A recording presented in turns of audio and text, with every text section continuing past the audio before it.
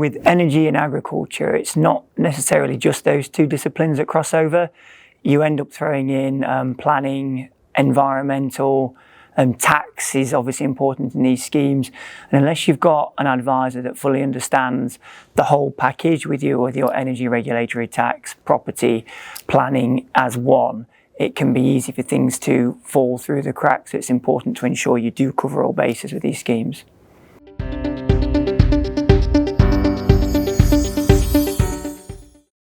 One of the biggest factors to consider might sound obvious, but it's the land involved.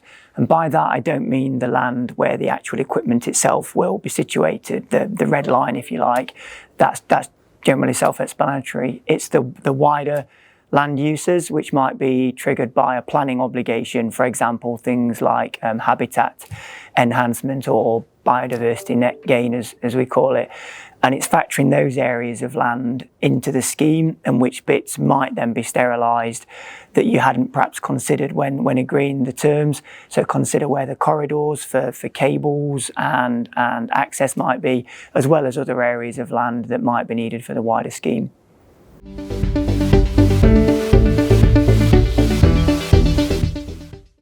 One area I'd recommend protecting is the future proofing of the land.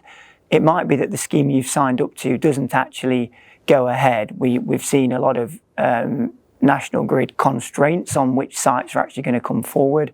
So it's important to ensure that you're perhaps not putting all your eggs in that one basket. And it might be that if your site is situated near a big national grid substation, that other developers might want a corridor of land or some other way of laying cables through your land that could be an additional revenue stream.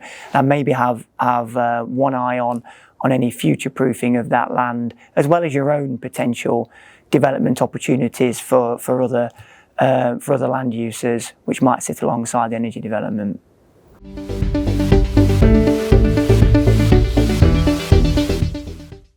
I think historically most landowners had perhaps an agricultural advisor and maybe a separate advisor for energy, which is great if they're experts in their field.